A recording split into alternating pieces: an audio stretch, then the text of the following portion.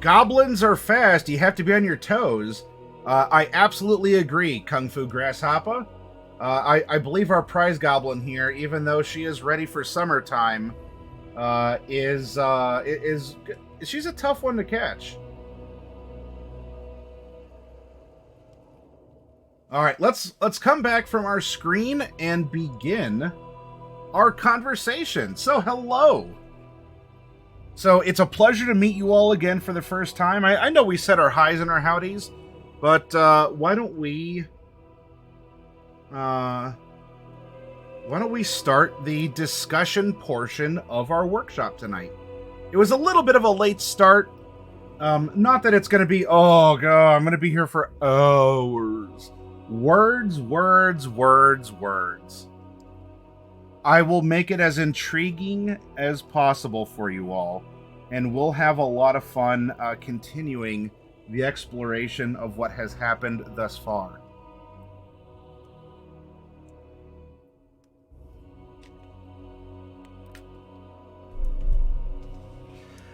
If any volumes of microphones or background music need to be adjusted, please let me know, as the things that you see and hear are different than the things that I see and hear. Now, what we do see here is this is a summary of everything we're going to touch upon. So, spoilers, here's the lecture that we're going to get into tonight. I know. Garamon the Grouch, you're a golden rule. Well, thank you. Here, Garamon, you get an uwu. Thank you. And welcome to the channel. So here we have various examples of how you can find what is commonly called the Golden Rule, as it is woven through many different faiths, born of many different times in humanity, that continue to perpetuate, and even the lack of religion and atheism. And we can take a tour all the way around and see that there are quotes from scripture and from practitioners as well that reinforce this: treat others as you would like to be treated. Because really, this is a way that... how else are we going to get along?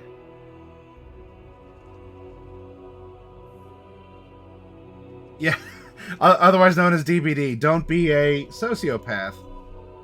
It's the silent D in sociopath that always trips people up. Awkward Mancer.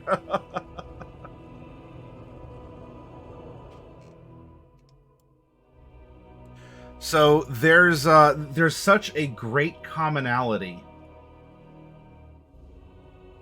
that we can find. When I managed a QSR, they had the platinum principle: treat people how they want to be treated. Yeah, that sets a temperance, I suppose, because you would want them to be polite back, but it is in quick service and in retail. Well, I guess another quote would be to turn the other cheek, because you certainly encounter a lot of people, and not all of them are having their best day. Or are the best people in terms of personality and how it's expressed. And so the bend on that is, of course, don't expect it for yourself, but make sure that you're producing it right. Garamon and forgiveness of self, absolutely.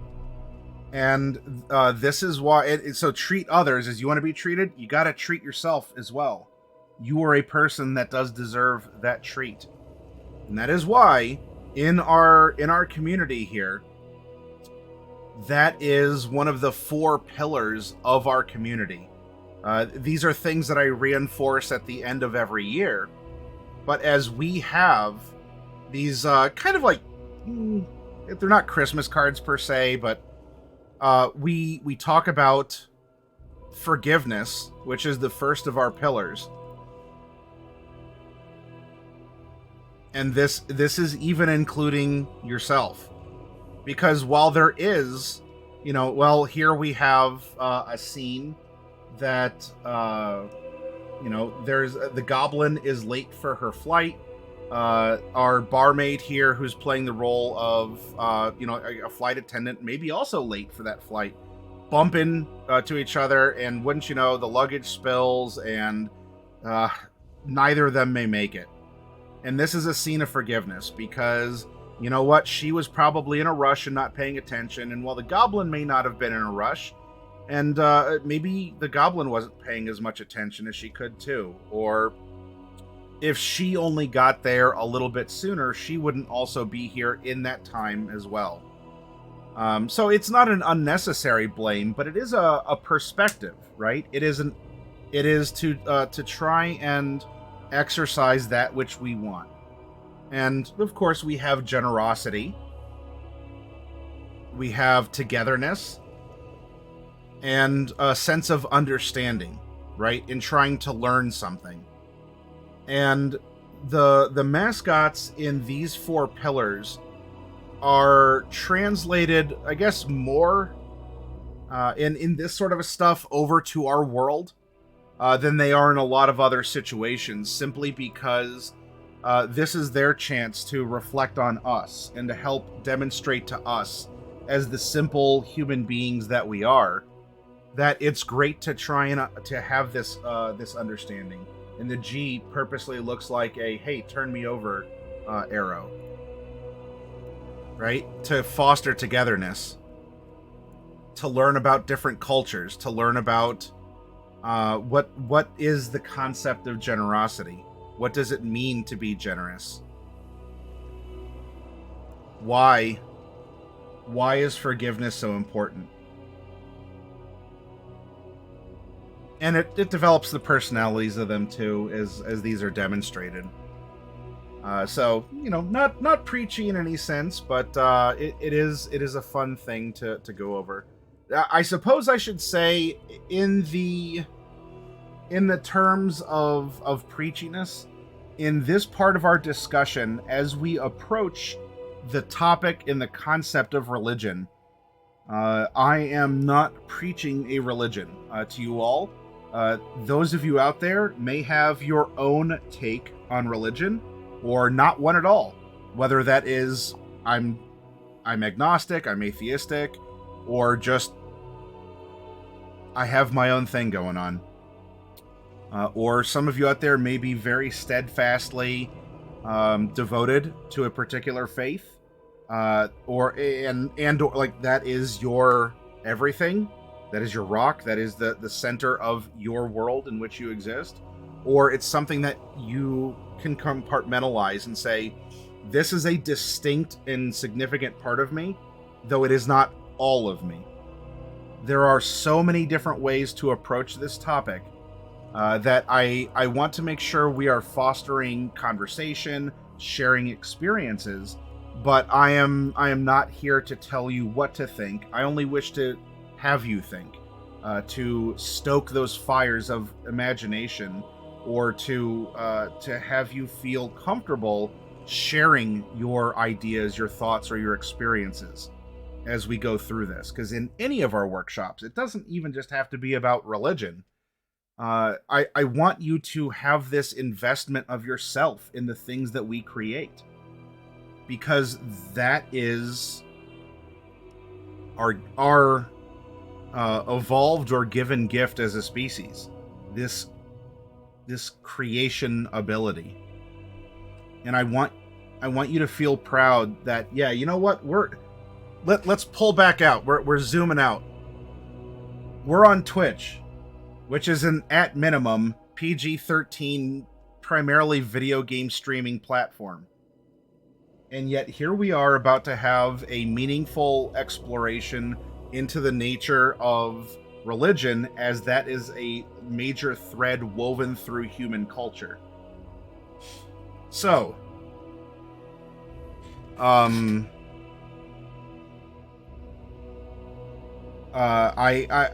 enjoy maybe even the paradox, where we can still find this commonality and humanity in the topics of belief and faith, as we have all kinds of people here, and that for those of you who are here, and I don't know, your username on Twitch is Sephiroth X Cloud 69 420, can contribute just as significantly or personally or meaningfully as In God We Trust 1776, right? So I love that we can have this kind of conversation around our central topic.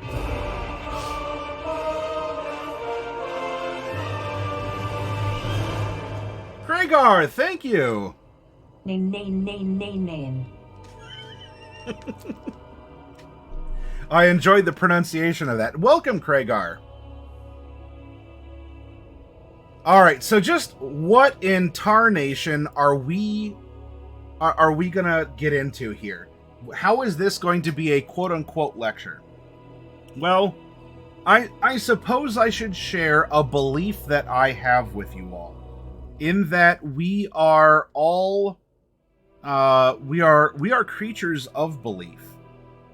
Now, whether that is even an acceptance of atheism, that does not exclude you from being a creature of belief, as there are stories that you read or watch or create and that you enjoy, as you are able to believe in these situations that are put before you, from a comic book to a cartoon to a true, like a non-fiction true crime presentation.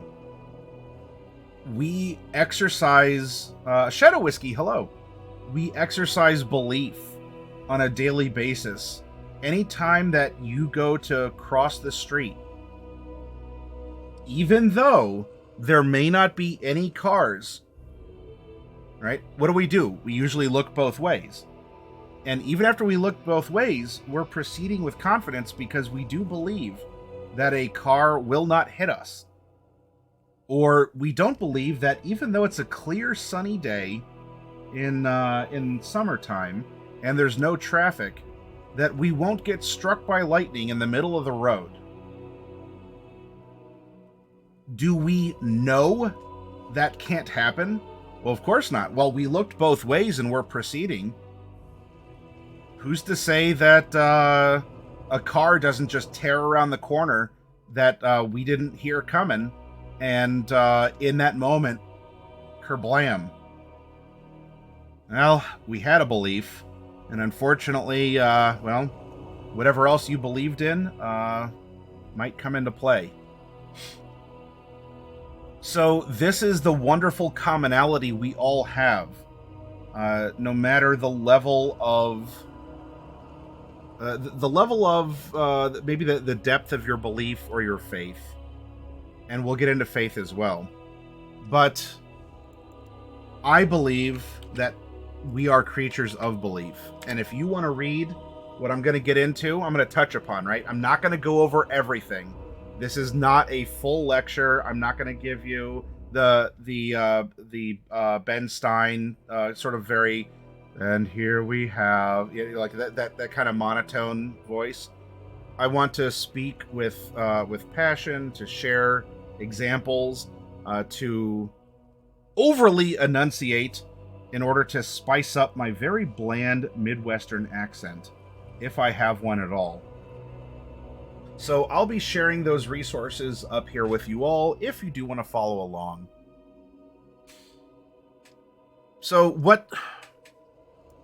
what is the concept of belief from not just some rando on Twitch, right? Let's be humble. And I'm the humblest person I know. Most contemporary philosophers characterize belief as a propositional attitude. Propositions are generally taken to be whatever it is that sentences express. For example, if two sentences mean the same thing, ergo snow is white in English, Schnee ist weiß in German, they express the same proposition. And if two sentences differ in meaning, they express different propositions. A propositional attitude, then, is the mental state of having some attitude, stance, take, or opinion about a proposition or about the potential state of affairs in which that proposition is true. A mental state of the sort canonically expressible in the form S-A that P, where S picks out the individual possessing the mental state, A picks out the attitude, and P is a sentence expressing a proposition. For example, Ahmed, the subject, hopes, the attitude, that Alpha Centauri hosts intelligent life, the proposition. Which, by the way, I think UFOs are a very trending topic right now on... Oh, this is going to date the video. If y'all are watching this years in the future on YouTube, I mean, whether or not I'm around, I hope I am. If not, well, no, that sucks. But right now, I still am. So, hi future on YouTube. But right now, UFOs are trending on now deemed X and not Twitter. Or Yi Feng, the subject, doubts the attitude that New York City will exist in 400 years. What one person doubts or hopes, another might fear or believe or desire or intend. Different attitudes, all toward the same proposition. Contemporary discussions of belief are often embedded in more general discussions of the propositional attitudes, and treatments of the propositional attitudes often take belief as the first and foremost example. And if you want to dig into it from a more philosophical, from a more educational, like just raw educational output wording, please do read, and I hope that you enjoy it.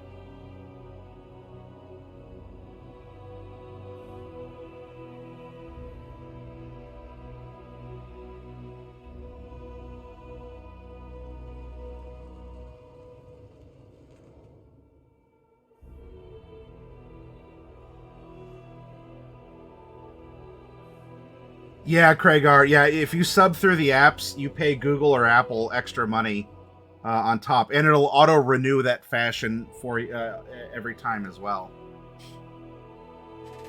So there's a lot more here that I suppose, as an exercise of belief, as we carry things forward, we can't go over everything. So you're just gonna have to trust me, bro. To use modern parlance, just trust me, bro.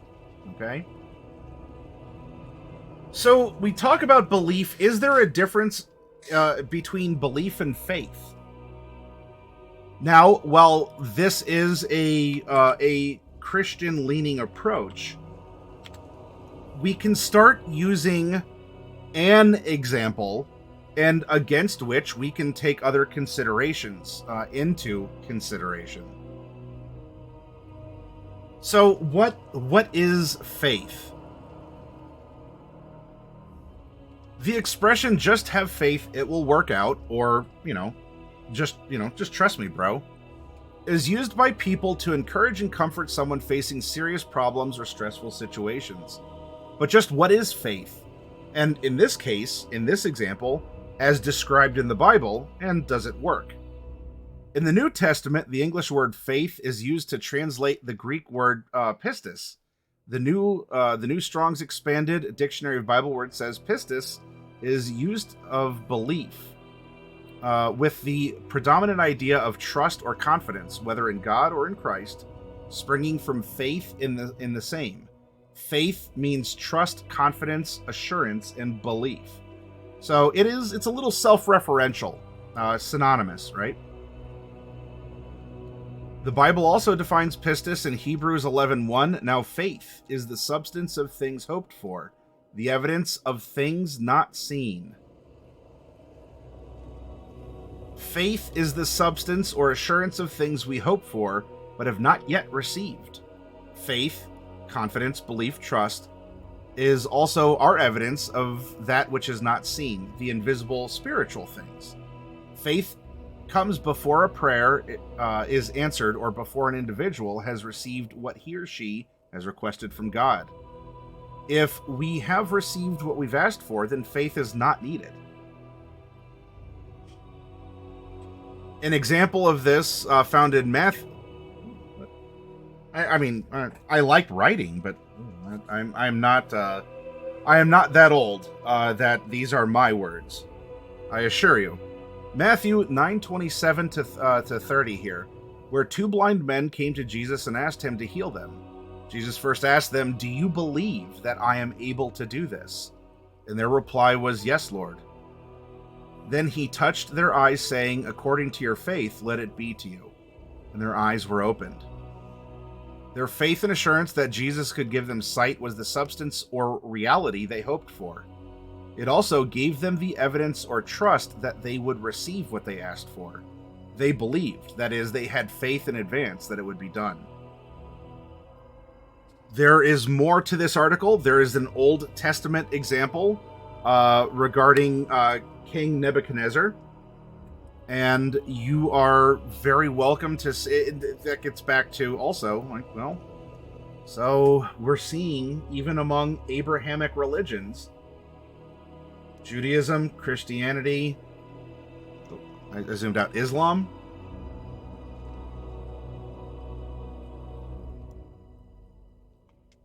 so if you like the approach of faith, or you want to exercise, whether you embrace it or not, that is completely up to you to do. But if you either want to challenge yourself or reinforce in yourself, it's interesting to read examples of how faith is described or how faith manifests among people of different times, of different builds and everything. So if we have these elements of belief and faith, we have some beginning examples. As really we're talking about religion. What is religion? As it's not just belief, nor is it just faith. Crossing the street with confidence that you will not be hit by a car is not religion. Though it is an act of faith, of belief. Well, in English, our origin of that, from the Old Finch religion, or directly from Latin religion, stem from religio, conscientiousness, piety, equivalent to relig, to tie, or to fasten. Legare, to bind, to tie. So we don't just have an individual expressing a confidence in something that we can't know until after the fact, until, in the example prior, the eyes were healed, right? We have something that binds. We have something that ties. And if I painted little smiley faces on all of my fingernails, and these are the people, right? How did that go?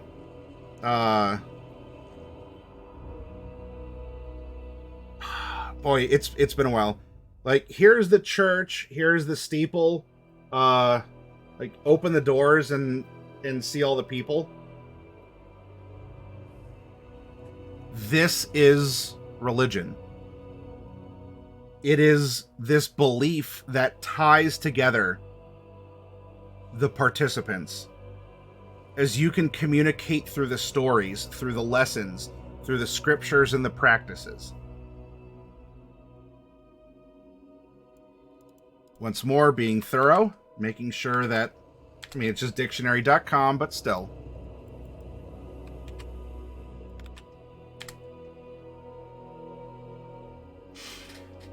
According to Britannica, religion, human beings' relation, a tie that binds, right?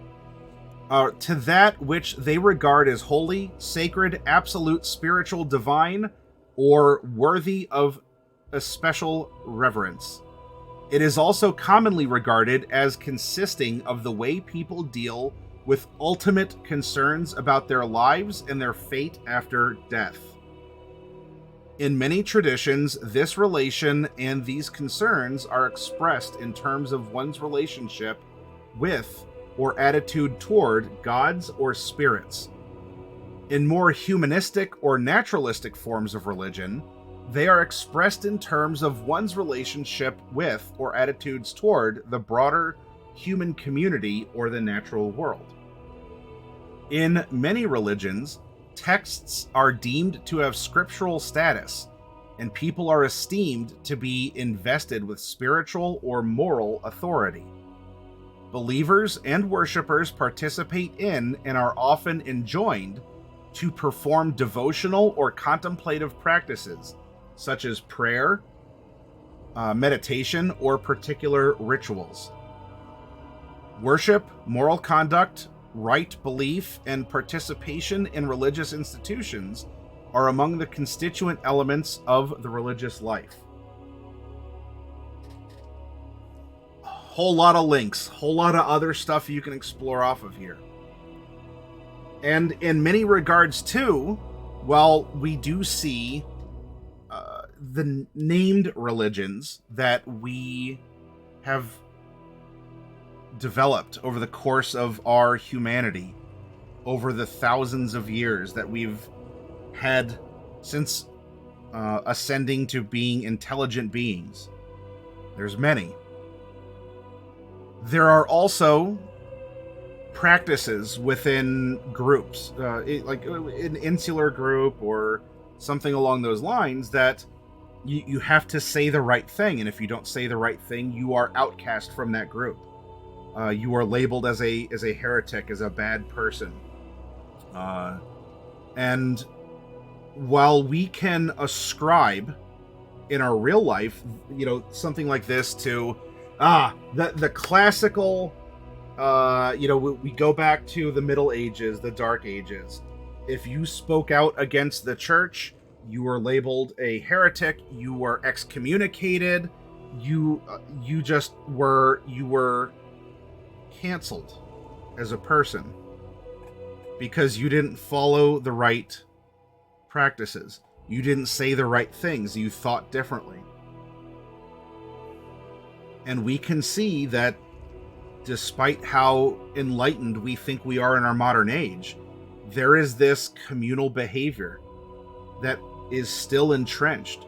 And even among those that may very well eschew Gesundheit, that may eschew traditional religious practices, and yet maintain insular groups where you must say the things and do the things in order to maintain membership and receive benefits of the membership.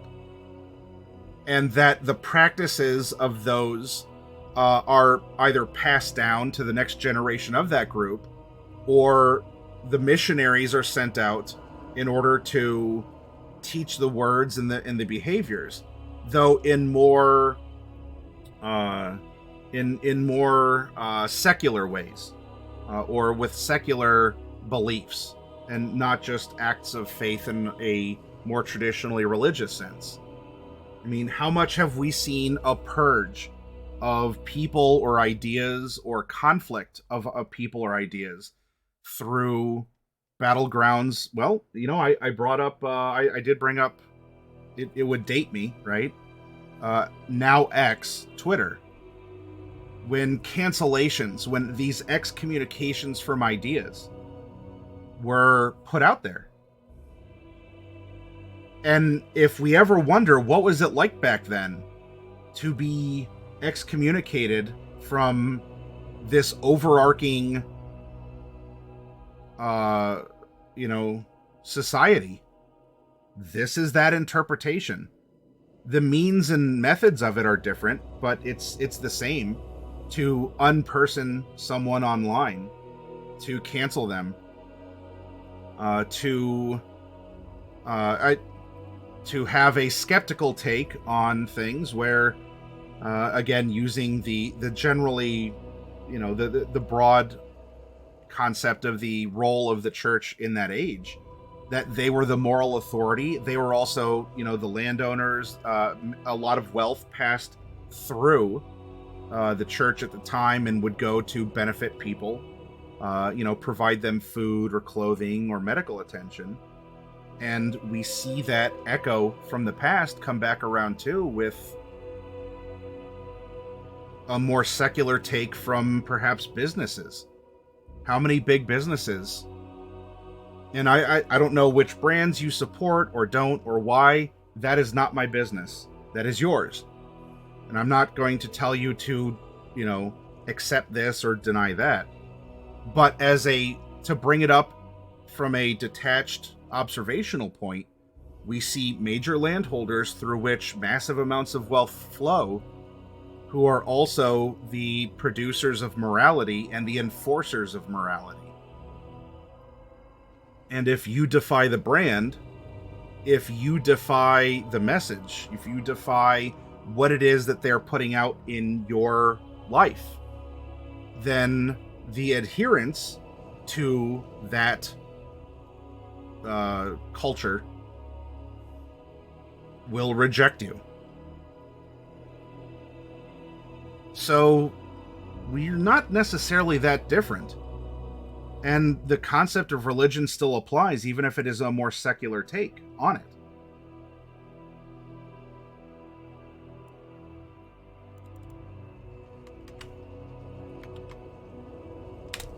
Next slide.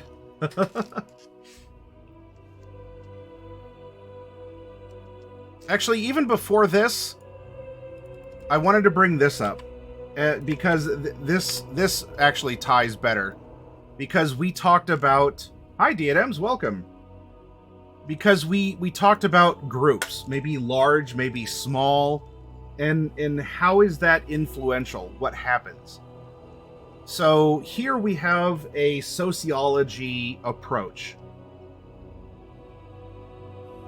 As this gets into the definitions of, well, our modern definitions of things that we have called cults. If any of you are here, you've played D&D, I am sure at some point in time a cult has been involved. Whether it's through an official setting like Forgotten Realms and the Cult of the Dragon, or you've played a video game or something else. Alright, hey, be well, Kragar, thank you for joining as long as you have. Yep, even here on Twitch, there's absolutely not cults like those of Darling Creepshow. Thank you, Bane. Cults are new religious movements and are often characterized as small, secretive, and highly controlling of members, and may have a charismatic leader. In the United States today, this term often carries pejorative connotations. However, almost all religions began as cults and gradually progressed to levels of greater size and organization. The term cult is sometimes used interchangeably with the new term New Religious Movement, or NRM. The new term may be an attempt to lessen the negativity that the term cult has amassed. Although, as with the nature of it, everyone just understands the new term is the old term, and it becomes pretty much equally interchangeable. So, controversy exists over whether some groups are cults, perhaps due in part to media sensationalism over groups like polygamous Mormons or the People's Temple followers who died at Jonestown, Guyana. Some groups that are controversial labeled as cults today include the Church of Scientology and the Hare Krishna movement. Then we're going to talk about sects. No, that's not the talk. Don't worry. We're not having that talk about sects. We're talking about SECTS, sect.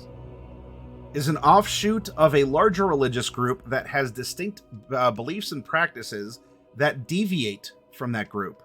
Most of the well-known Christian denominations in the United States today began as sects. For example, the Methodists and Baptists protested against their parent Anglican Church in England, just as Henry VIII protested against the Catholic Church by forming the Anglican Church. From protest comes the term Protestant. Occasionally, a sect is a breakaway group that may be in tension with larger society. They sometimes claim to be returning to the fundamentals, or to contest the veracity of a particular doctrine. When membership in a sect increases over time, it may grow into a denomination. Often, a sect begins as an offshoot of a denomination when a group of members believes they should separate from the larger group.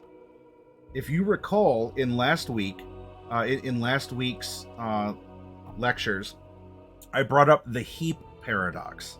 At one point, if you add one grain of sand at a time, do we go from a grain of sand to or salt or whatever, a grain of sand to a pile of sand? But a pile of sand isn't a heap of sand.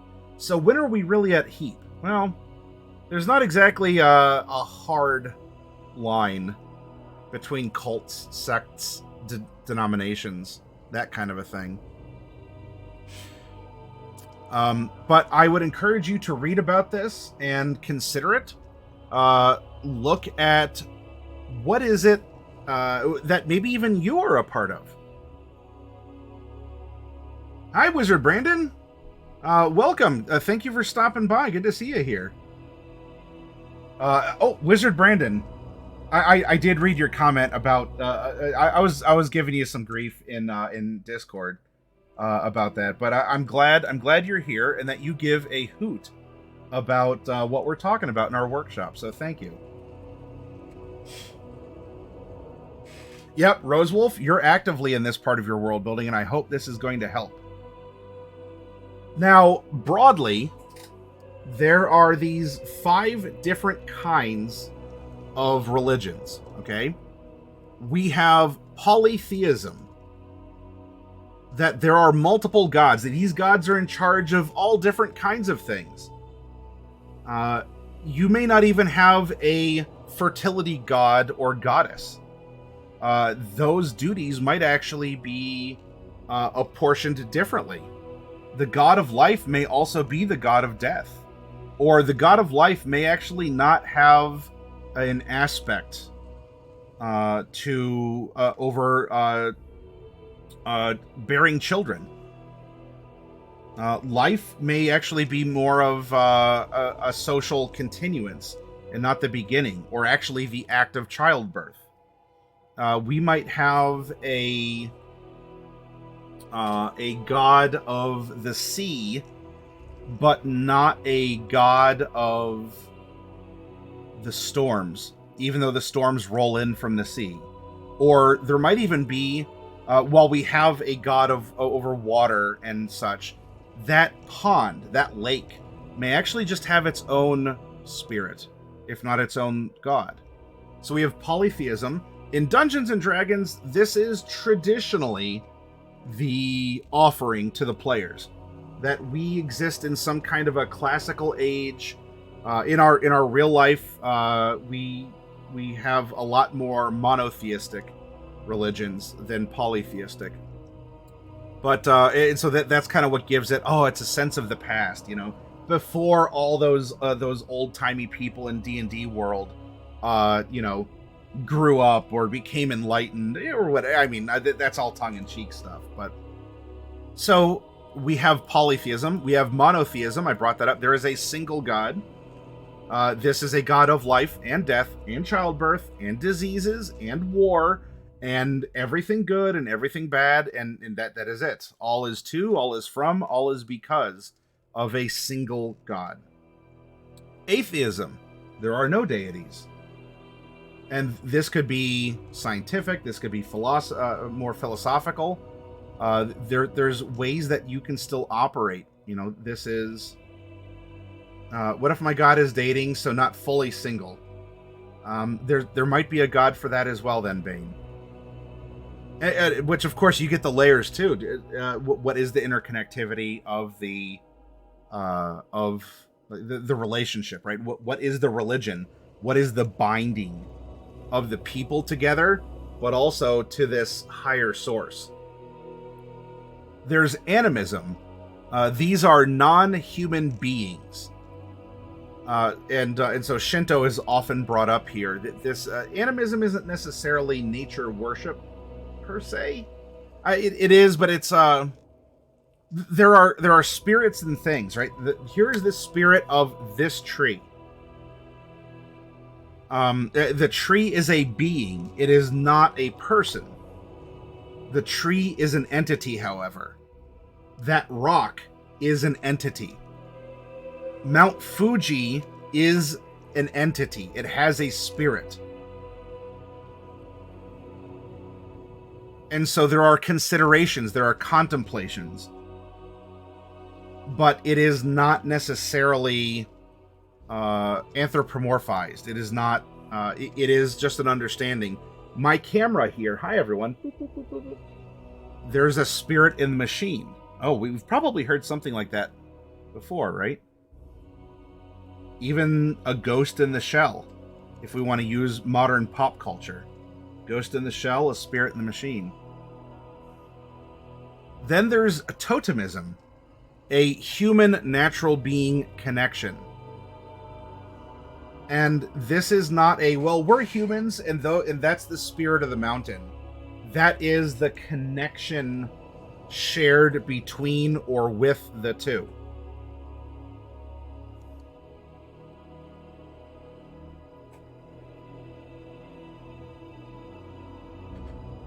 So there's more here. Again, please read through it.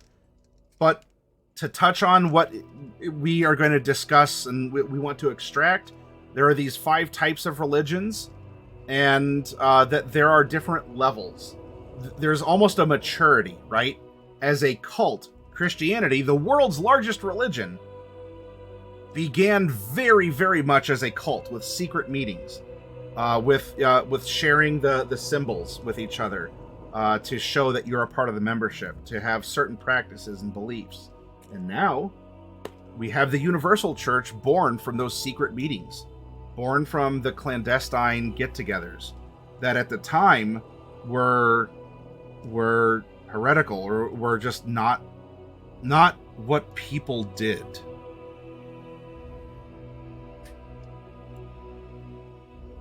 I'll list this one more time in chat since I'll briefly touch on it.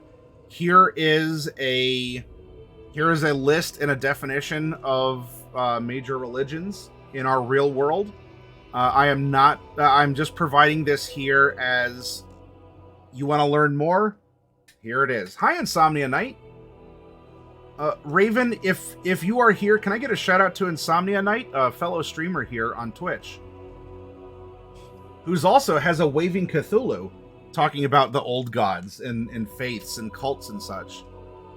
I'm actually working on fleshing out my owl cult, so this info is helpful. I'm very glad it is, Wizard Brandon. So this is something that, do I need to tell you that Hinduism exists? Maybe not. But if you're like, Hinduism, I've never heard of that. What? Well, here is a method to begin your exploration of this faith, and you go from there. I did my part. Service guarantees citizenship. Want to know more? Now, the issue of cults or even Jonestown had come up because religion, for being such a major part of culture, and remember, people are born into culture or are accepted or otherwise modified or compelled by culture around them, even if they don't share it. How many of you, and I'm not asking you to, to out yourselves along any of these examples. How many of you are born into a traditional, politically affiliated family, and you do not share those political philosophies with your parents or your siblings or whoever else? And it doesn't matter which which partisan faction you favor, because this happens among all of them. How many of you were born into a family that does not practice a faith? And along your journey through life, through your exploration, you said, you know what? I actually think there's something to whatever. And then you join a faith despite not being brought up in one. These are things that you can move into, you're born into, but they are a part of what can shape you or attract you. If you don't know what happened in Jonestown, you are welcome to read it here.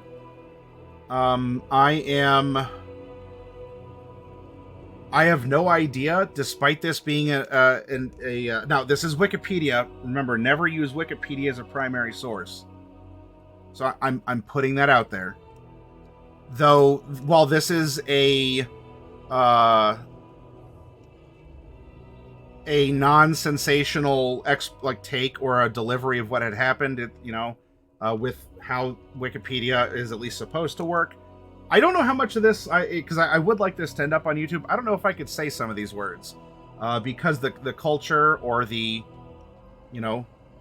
beliefs are such that there are taboo words, and if you say the bad words, that scares off the ad revenue gods. So we don't say words when you are in YouTube, and if you do, then you will be. You will face the punishment for speaking the taboos. But if you want to read about what happened here, you are welcome to do so and understand how cults can operate. Hey, awkward. No, you're fine, Awkward Mancer. This is those are bad words, but those are acceptable bad words in a clearly marked mature broadcast. It's just interesting that despite actually exploring something to learn and you hope never gets repeated in the future, how discussion of this can seem, or even be believed to seem stifled, such that we might want to be better people by learning what happened in the past. And of course, oh, hey, Sprig. I don't know. I don't think Raven is here with us. Insomnia Night, I'll tag you in a second. I'm sorry, Sprig, you're lurking, and you're like, I just wanted to sit back and listen. What are you doing? How dare you, sir? Sprig is a fellow streamer here as well. She's a varietal content broadcaster. The very fun and dynamic community. I would absolutely urge you, go over, give her a look, and give her a follow too. Well, thank you, Insomnia. Oh yeah, you've been here. What, Sprig? Have you always been the nerd at the front of the class? Have you been the one that sits in the... Now, that's me. So I will be the icebreaker. If any of you... I will lead by example. I don't mind sitting at the front of the class. But because of the... Well, the occult. Occult is just out of sight, right? It's things that are unseen, the occult. It's just like you occlude, right? We have our prefixes and our major, in our words. Things happen, right? And you hope for good. And, well, there are examples like this that are not so good. And while there are real-life examples of cults and this very negative cult behavior, there have been great things that have come up out of small groups of people acting clandestinely to go on to inspire many, many more people, even way after the fact.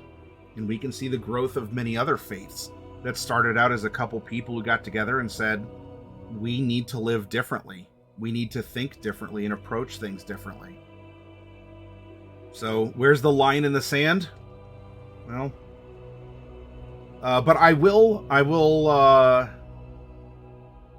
bring this into now pop culture, because when we discuss world building for D&D, when we discuss all this, there are many real life examples.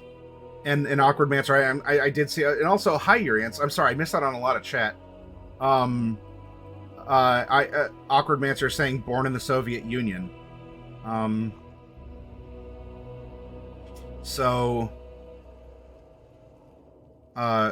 to all of you. I'm sorry if I miss anyone during this conversation and the prompt for what can come later. But we see a lot of behavior also reflected in our clearly fictional stories. Now, here's an example of Los Illuminados, and this is from Resident Evil 4, a video game some of you might have at least heard of, if not played.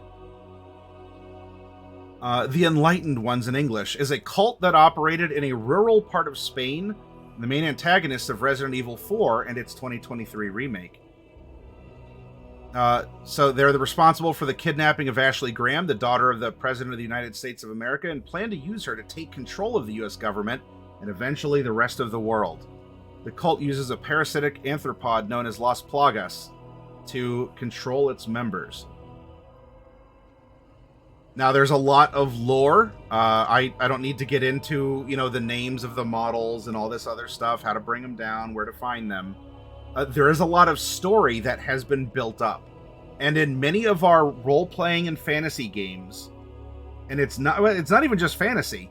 For as much as you have Los Illuminados here as an evil cult that kind of harkens to an older fantasy in a Western European setting, and most of our games might have encountered cults or even just the concept of there are absolutely bad actors within religious communities.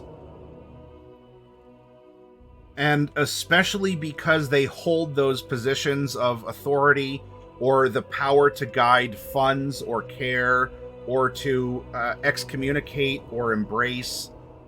Man, that really, it sucks when people within an otherwise benevolent group that wants to actually help and promote our villains. The power corrupts kind of a thing. And that has in itself become a trope throughout fiction, because fiction does reflect reality, unfortunately.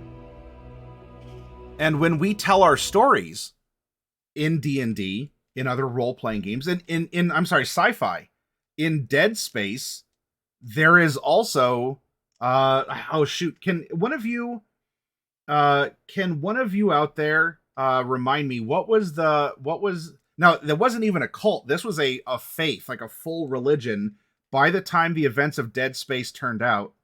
But there was a full religion that managed a lot of wealth, a lot of control. It was like the Unitologist, I think it was. Yeah, that's it, Awkward Mancer. Yeah, the Unitologists. So it happens in sci-fi for as advanced as our sci-fi setting is, or for as primitive or Middle Ages or Bronze Ages. We can go back because human's gonna human. And anytime you get a group of people, there's gonna be someone that's not gonna be as good. And I hope for all of you here, that's none of you. But, so you can read about that here. And in fact, there is an audio video presentation here. Let me wheel out the TV on the cart. All right, kids. I'm going to sit down behind my desk and let you watch something. Are you ready?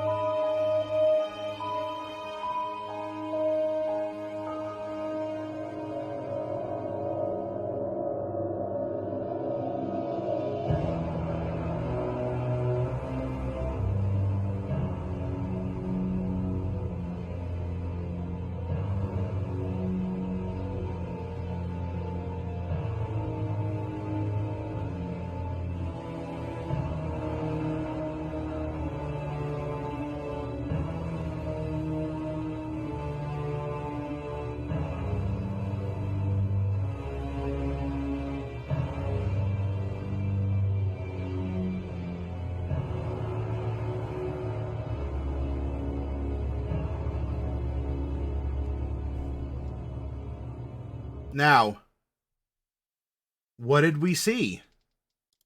We had a culture, we had life.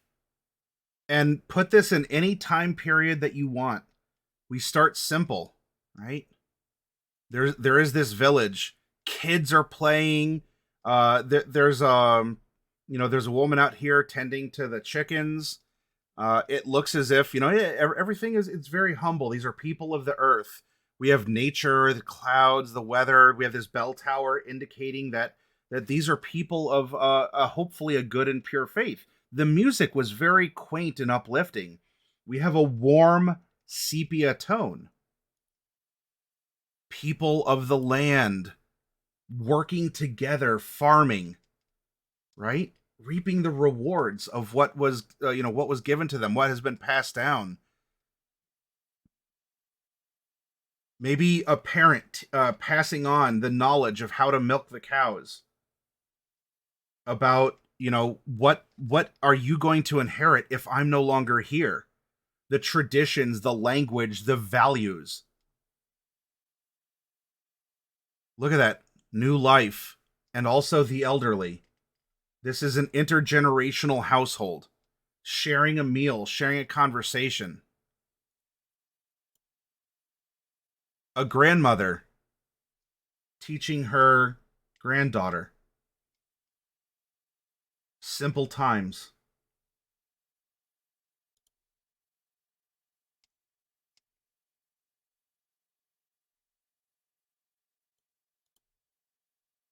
Harvest. Music, a part of their culture. Children listening. I wonder what he's playing.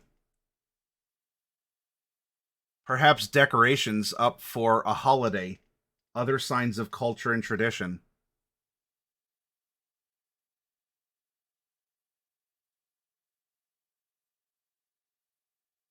Now, in the cycle of life, it seems as if maybe we're entering autumn or a drought. There's maybe a blight fallen upon the land. And then the music shifts, and we go to this cold grayscale. Listen to the musical shift.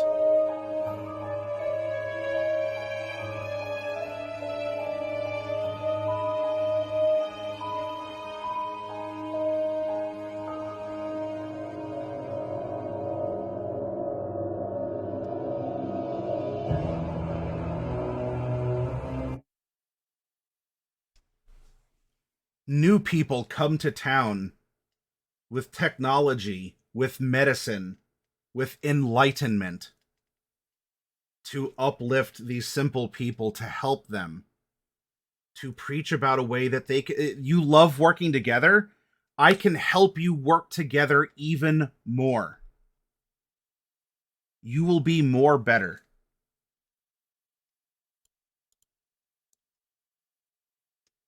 And look, you want to help your family, don't you, good sir?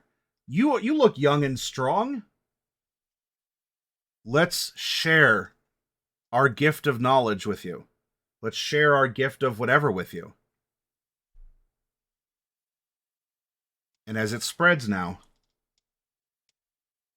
we see the grandmother. We see the granddaughter. And that's a far cry from how things were. With this new way of thinking and believing and acting. We used to have family dinners together. It might be hard to see, but look at the look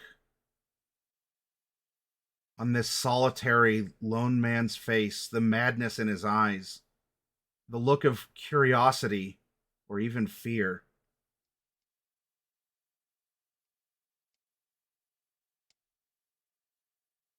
Smiling, this person has become unified with others, but maybe not in the way that they were promised or they thought. And the open, natural world feels claustrophobic, dark. And if you come to a group of people who might be vulnerable, because they're young, they're old, they're infirm, they suffer from some sort of illness, whether it's health related and you're promising a quick fix, or you're promising a cure, or someone who has mental or social disabilities. And you come in and you say, join our group. We'll help you. There are others like you. That's a position of great responsibility. But it's so easy to abuse the vulnerable to which you solicit, which is why in cult activity that you tend to favor people who are depressed, loners, or they're in desperation because they're willing to accept more than they would otherwise. And they're preyed upon in that fashion. Now, this is the darker side of the application of religion. And there's other examples, war and group conflict and all that. And we get it. This is more traditionally presented because the norm in our real world is religions tend to want to work for the betterment of the people, right? You are absolutely fine to disagree about individual policy or how one sect does it over the other. That's fine, okay? But the fantastic is there's actually the corrupt organization to tear out by the roots, such as Los Illuminados. And even if, now, to a benefit, even if someone does not have a particular religion, they believe in science, they believe in logic, there's still the beneficence that can come from these acts of belief or faith. And we're going to bring this right back around to where we started, because I like doing that. I'm going to introduce someone to you who is by and far a very logical man. And yet, despite not necessarily having a belief system, a religious upbringing, or a structure per se, in the way that we understand it, I want to show the sheer amount of good that a type of belief, even if it's an atheistic style belief, can offer. And even how a mix of levels of belief or disbelief or non-belief can still be compelling.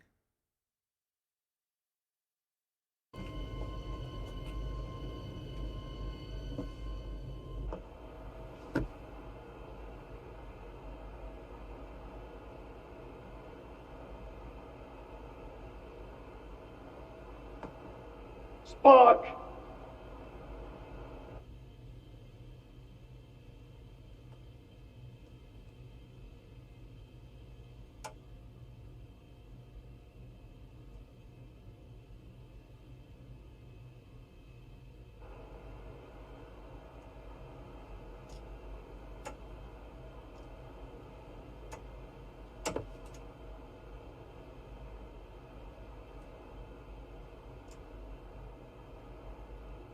Ship. Out of danger? Yes.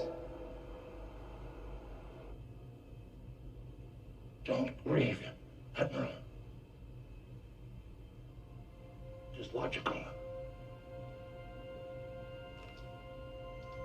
The needs of the many outweigh The needs of the few. or the one.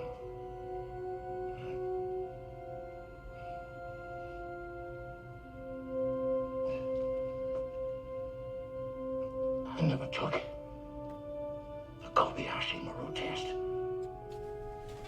until now. What do you think of my solution? Spock.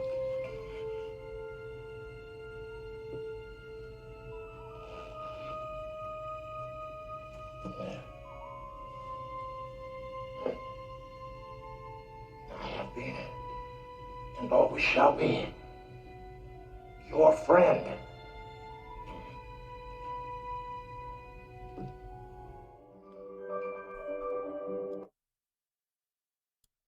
Can I get some live long and prospers in chat, please, everyone? You can copy that if you'd like.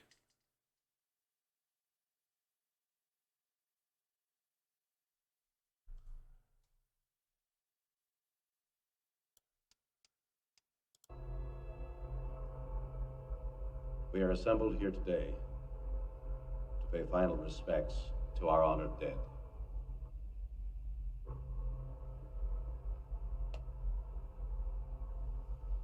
And yet it should be noted that in the midst of our sorrow, this death takes place in the shadow of new life, the sunrise of a new world, a world that our beloved comrade gave his life to protect and nourish. He did not feel this sacrifice a vain or empty one, and we will not debate his profound wisdom at these proceedings. Of my friend, I can only say this.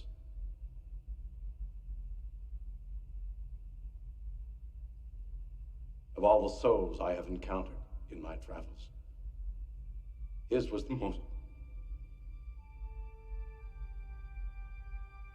human. Others? Hup.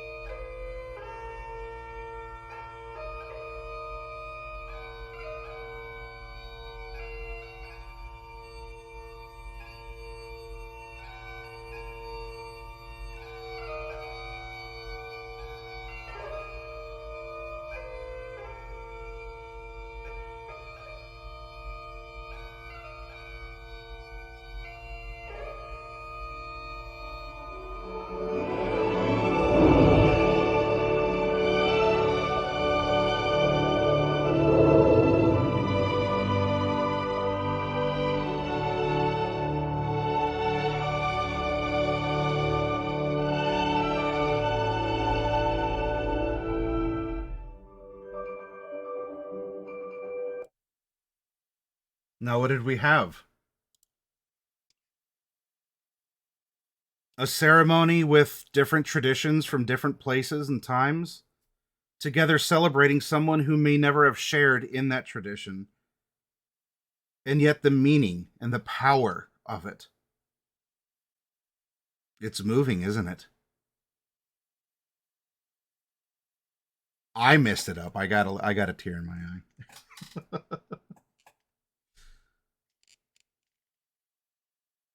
Such is the power of even the person, the belief in the method, of the logic, of the science, the sheer utilitarianism of the needs of the many outweigh the needs of the few or the one. And while not a man of any particular god, at least not that I remember in any sort of expression of the character of Spock, he did what many deeply faithful people may never do, would never do. And there's a beauty in that.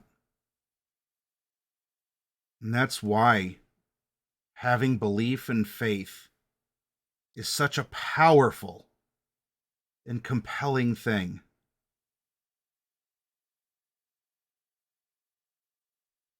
And why I'm glad there are so many of you out there that the details of it, I hope commonality can be found in many ways, though there are many differences to explore as well. But I hope you can find a sense of meaning in something that you believe, and that you can find a way to tie yourself to others through it,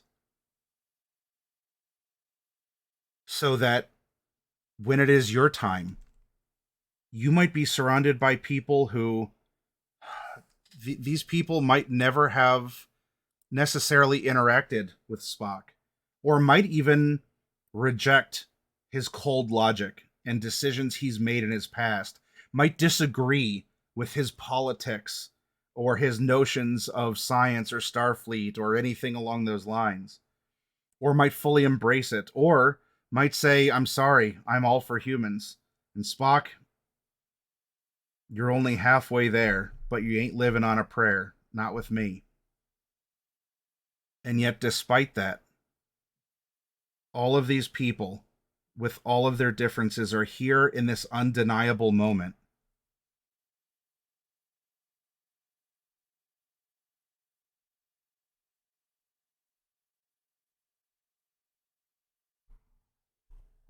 So, and what I will do to wrap up our discussion is, and to take us into the realm of fantasy, I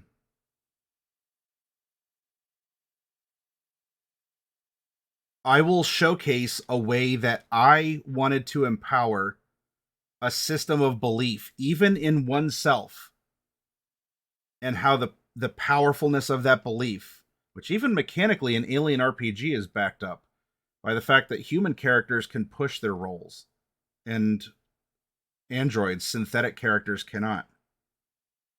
But even if it comes to the individual, the belief in oneself despite all odds, I put together a kind of a similar tribute to a dying character in the Chroma Company campaign that I ran a while ago. And this was a tribute to that character as she lay dying. For reasons of the story, you're welcome to watch it on YouTube. You can also find it on our Discord, listed session by session. You got to have the archivist role.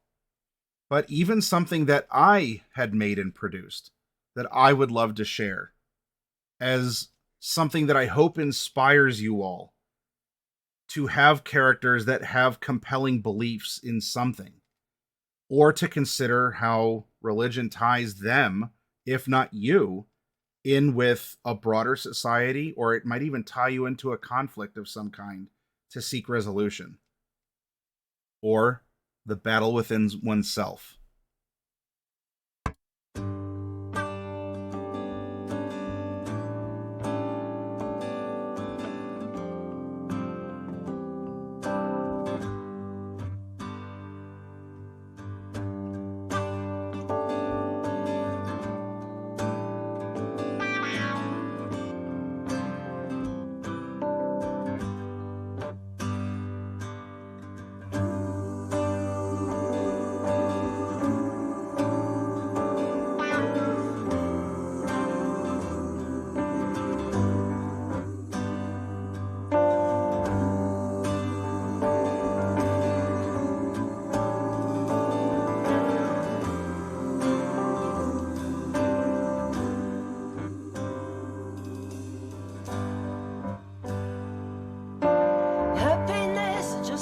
To me, and it might have meant a thing or two if I'd known the difference.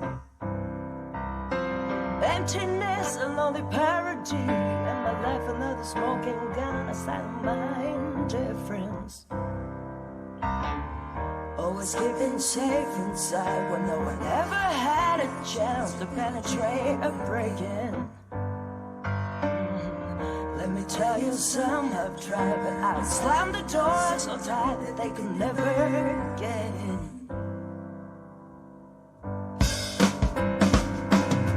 Kept my cool and I look and key, and I never shed a tear, and now the sign of my condition. The fear of love, a bit of vanity, it kept me on the run, the main events of my confession.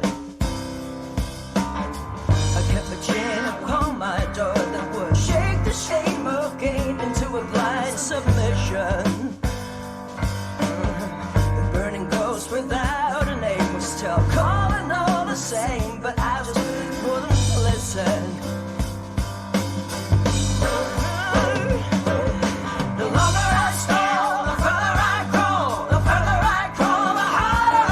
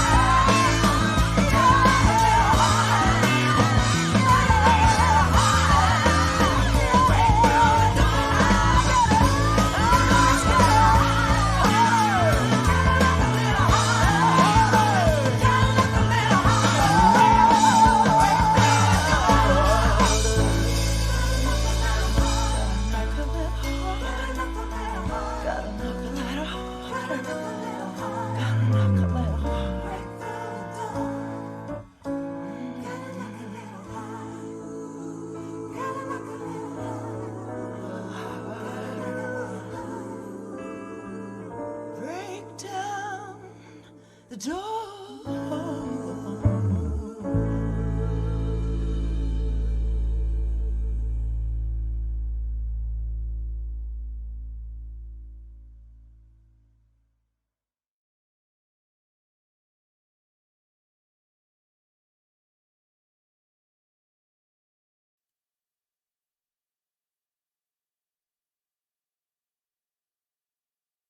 Even in D&D, you can develop a sense of faith, a belief in yourself, or a bond with others without a direct religion, a formal religion. And you can be empowered and uplifted by that. As was the case with Selter, who lived a very rough life and nearly died because of that life. And it wasn't until the acceptance of herself and accepting the others in her life that she found that eternal wellspring of purpose and of actual joy and fulfillment. Not just getting loot, not just becoming a dragon, of being someone to herself as well as to and with others. As often, especially in a role-playing game, we look at something like religion being, I'll choose this god because I get these cool powers. You could do that. But I hope that through the characters that you play or the world you build and present, there is an actual point and purpose, and that there are great things that happen with and because of belief, which can be tragic and which can be joyful.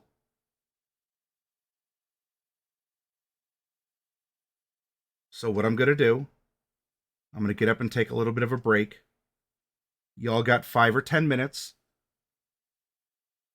And then when we come back, let's talk about this intelligent life we've created and discuss aspects of a religion that we would like them to develop. Okay? So I'll be back probably closer to 10 minutes. I'm going to get up and take a little bit of a walk just to make sure, I'm stretched out. And I'll see you soon, okay, everyone?